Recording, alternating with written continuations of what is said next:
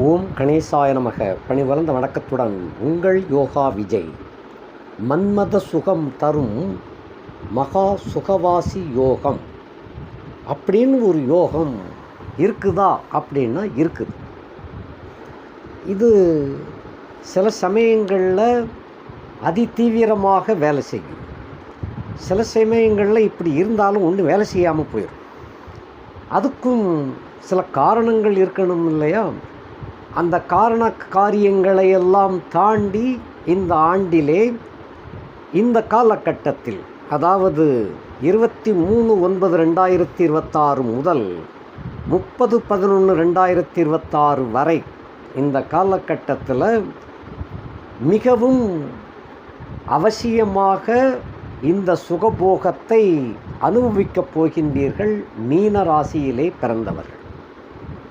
இப்போ மீன ராசியிலே பிறந்தவங்களுக்கு இந்த யோகம் எப்படி இருக்கும்? இதை முதல்ல கொஞ்சம் சுருக்கமாக ஒரு இன்ட்ரொடக்ஷன் போல் பார்த்துருவோம். அது பின்ன சில பேர் கேட்க விருப்பப்படாவிட்டால் ஒரு 5 நிமிடம் ஓட்டி விட்டுட்டு பாருங்கள். கேட்க பிரியப்படுகிறவர்கள் தொடர்ந்து பார்க்கலாம். இது பராபவ வருஷம் ஆவணி மாதம் 15ஆம் தேதி செவ்வாய்க்கிழமை, ஆங்கிலத்திற்கு 1/9/2026 பிற்பகல் 4:49 அளவில் சித்திரை நட்சத்திரம் 2ஆம் பாதத்திலிருந்து 3ஆம் பாதமாகிய துலாராசிக்குள்ள சுக்கிரன் பிரவேசமாகின்றார். அது அவருடைய சொந்த வீடு, ஆட்சி மூலத்திரிகோண வீடு. பராபவ வருஷம் புரட்டாசி மாதம் 6ஆம் தேதி புதன்கிழமை, ஆங்கிலத்திற்கு 23/9/2026 காலை 7:51 அளவில், அதே போல் சித்திரை 2ஆம் பாதத்திலிருந்து சித்திரை 3ஆம் பாதத்திற்கு துலாம் ராசியிலே புதன் இணைந்து கொள்கின்றார். இந்த சுக்கிரனும் புதனும் சேர்ந்து இருந்தால் இந்த சுகவாசி யோகம் உண்டாகும். இந்த இணைவு, இந்த கூட்டணி என்பதைத்தான் சுகவாசி யோகம் என்றும் மகாலட்சுமி யோகம் என்றும் ரதி மன்மத சுகபோக யோகம் என்றும் ஜோதிட கிரகந்தங்களில் குறிப்பிடப்பட்டுள்ளது. இந்த இருவரில் ஒருவர் ஆட்சி அல்லங்கில் ஆட்சி மூலத்திரிகோணம் உச்சம் என்ற நிலையில் அமைய வேண்டும். அதே சமயம் இன்னொருவர் நீசம் அடைந்து விடக்கூடாது, அஸ்தமனம் அடைந்து விடக்கூடாது, திதிசூன்ய நிலையும் ஏற்பட்டு விடக்கூடாது. அதில் பங்கம் உண்டாயிரும். இந்த சிவ பூஜையில் கரடி அப்படின்னு புகுந்தது போலன்னு சொல்லுவாங்க அந்த காலத்தில். அந்த மாதிரி சிரமம் இடையில் தடங்கள் உண்டாகி விடக்கூடாது. அதாவது புதனும் சுக்கிரனும் சேர்ந்தால் அதற்கு பெயர் சுகவாசி யோகம் அப்படின்னு பொதுவாக மனசில் வச்சுக்கிட்டீங்கன்னா போதும். இப்பொழுது துலாம் வந்துள்ள சுக்கிரன் ஆட்சி மூலத்திரிகோண பலம் பெறுகின்றார். புதன் அங்கே நட்பு. இந்த உறவு நிலையானது 29/11/2026 பின்னிரவு, அதாவது பராபவ வருஷம் கார்த்திகை மாதம் 13ஆம் தேதி ஞாயிற்றுக்கிழமை பின்னிரவு 5:33 வரை. உங்களுக்கு புரிகிறாப்பில் சொல்கிறதா இருந்தால் 30/11/2026 திங்கட்கிழமை அதிகாலை 5:33 வரை இந்த யோகம் செல்லுபடியாகும். ஆக இந்த 68 நாட்களில் குறிப்பாக மீனராசியிலே பிறந்த உங்களுக்கு மிகச்சிறந்த ஒரு யோகம். அதே சமயம் அது எப்படி விளையாடப் போகின்றது அந்த சுகம் என்பதை பற்றி நாம் பார்க்கலாம்.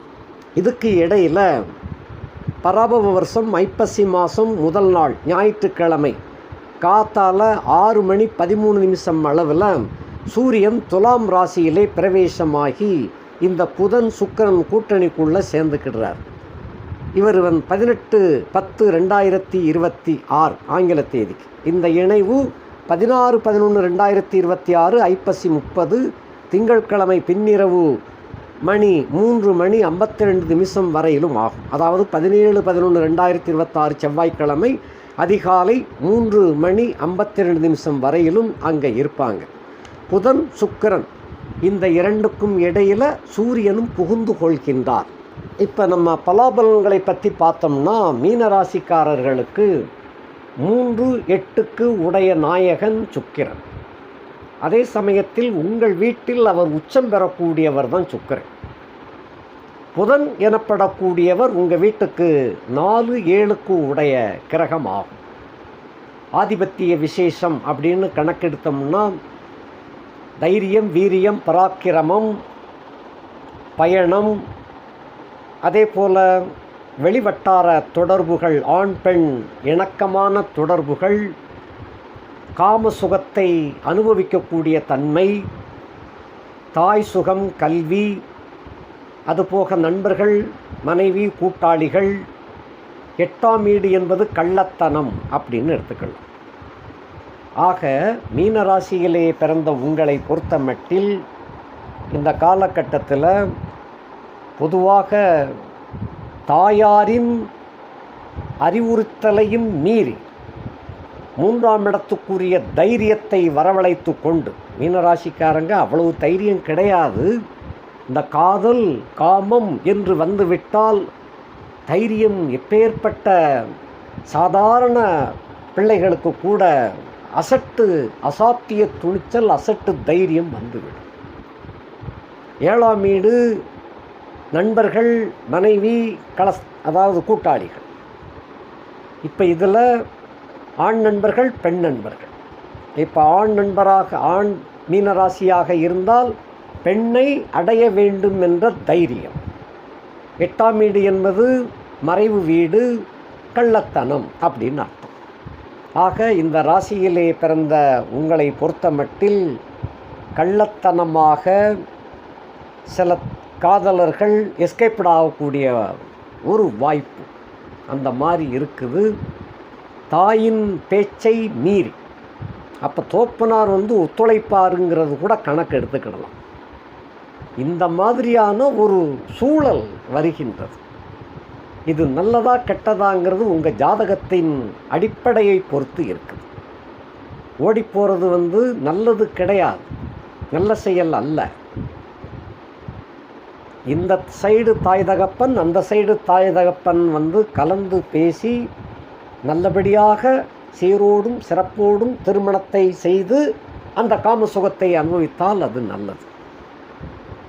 இப்படி யாருக்கும் தெரியாமல் எஸ்கேப்ட் ஆகிறது அந்தந்த பெற்றோர்களின் மனம் வேதனைப்படும். இந்த வேதனையிலே உங்களுடைய சுகத்தை பெறுவது அவ்வளவு சரியல்ல.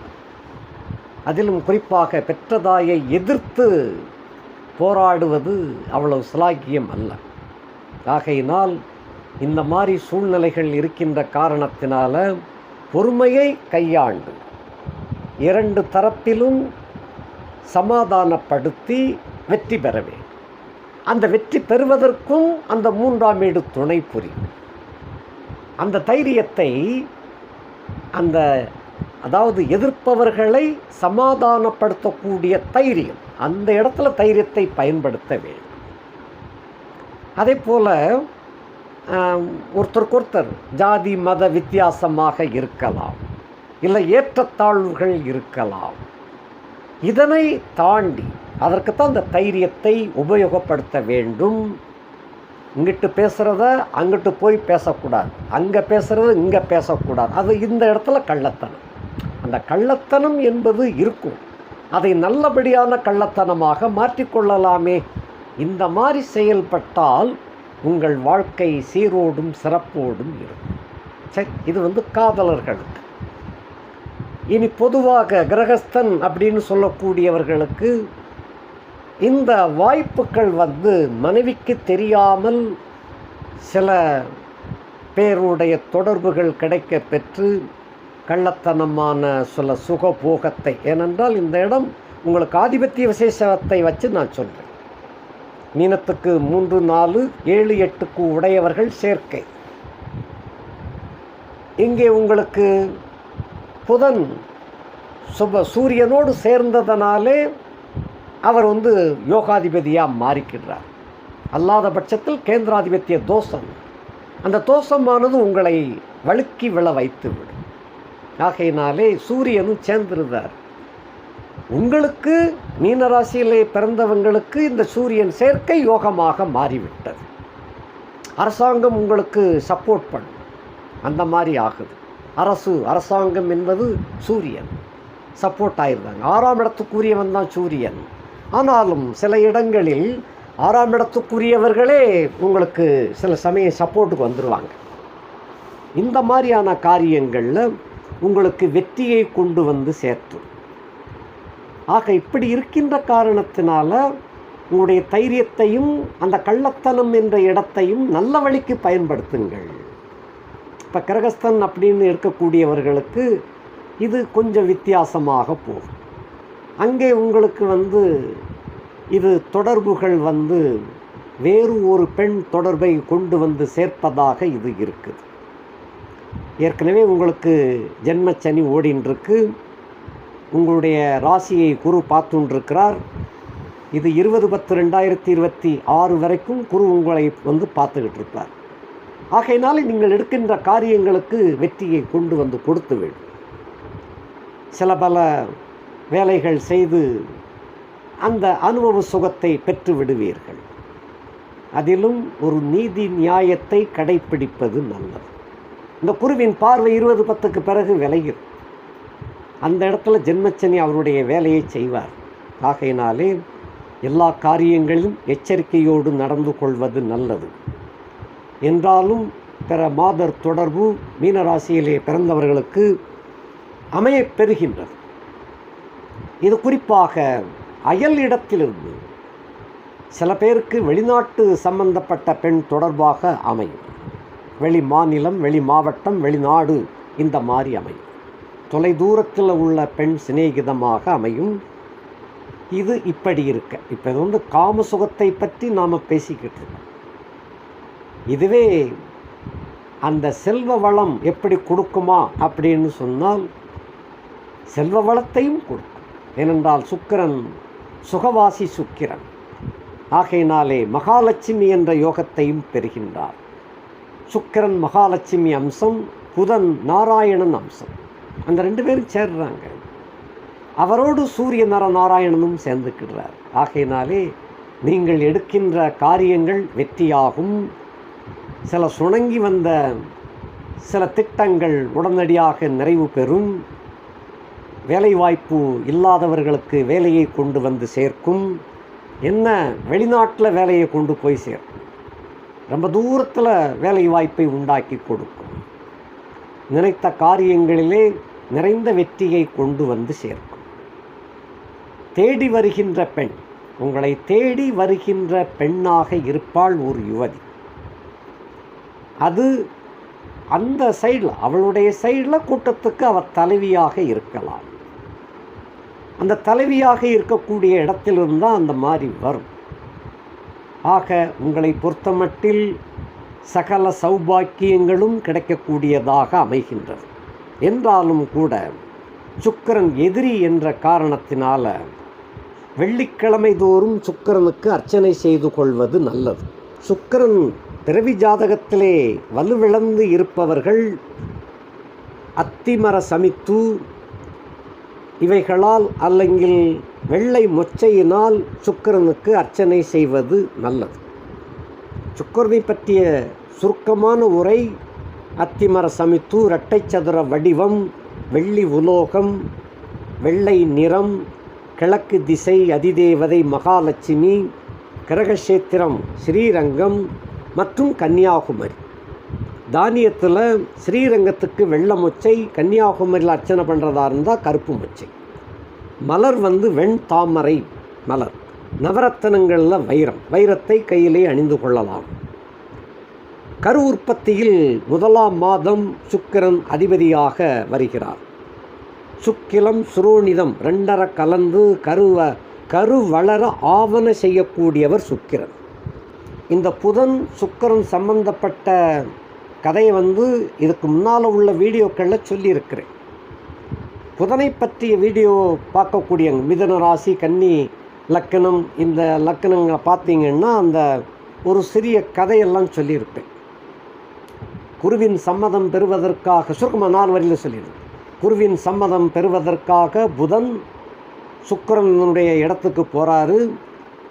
போகிறச்சே பெண்ணாக மாற்றம் அடைந்து அவர்கிட்ட போய் சேவை செய்கிறாரு. அவர்கிட்ட சஞ்சீவினி மந்திரத்தை படிப்பதற்காக குருவினால் அனுப்பப்பட்டவர். அப்படி போகிறச்சே ஒரு தன்னுடைய புத்தி சாதுரியத்தினால பிரம்மதேவரை வரவழைத்து பெண்ணாக மாறி சுக்கிரன்ட்ட போய் பணி செய்கிறார். பணி செஞ்சு முடிஞ்சதுக்கப்புறம் அந்த சஞ்சீவி மந்திரத்தை கற்றுக்கணுங்கிறத மறந்து போய் அவருடைய சுகத்தை பெற வேண்டும் என்று நாடுகின்றார். கேட்ட உடனே சுக்கிரனும் சரின்றாரு. 2 பேரும் சுகத்தை நல்லா அனுபவிக்கிறாங்க.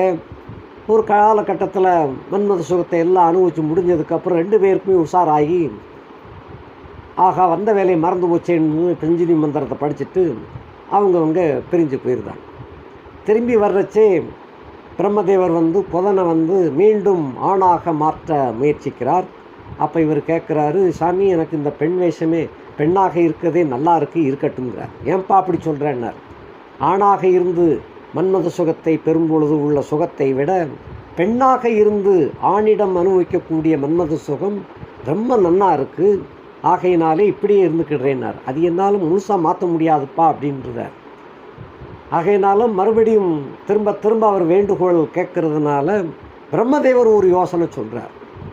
அதுக்கு ஒரு வழி சொல்லித்தாரே, அதுபடி வேணால் செய்யலாம்ங்கிறார். பகலில் நீ ஆணாக மாறிக்கோ, மாலை 6 மணி ஆன உடனே சூரிய அஸ்தமனம் அடையும் பொழுது நீ பெண்ணாக மாறிக்கோ, காலையில் சூரிய உதிக்கும் போது நீ மறுபடியும் ஆணாக மாறிடுவார். இந்த வரத்தை வேணால் தரலாம், சம்மதமாங்கிறார். சம்மதம்ன்றார். ஏன்னா அந்த காலத்தில் இரவு நேரத்தில் தான் காம சுகத்தை அனுபவிப்பாங்க.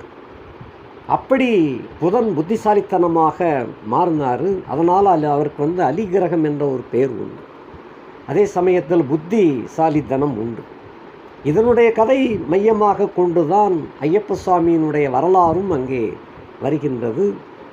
அந்த வரலாறை பற்றி பேசணும்னா அதெல்லாம் 1 மணி நேரம் பேச வேண்டியிருக்கும். அதுக்கு இங்கே எடுபடாது. அது தனி வீடியோவாக போடக்கூடிய வாய்ப்பு கிடைக்கும் பொழுது அதை பேசலாம். இதையும் அதையும் எந்த மாதிரி கணக்கில் வருது அப்படிங்கிறத நம்ம பேசலாம். இப்போதைக்கு சுருக்கமாக இதை ஞாபகம் வச்சுக்கிட்டால் போகும்.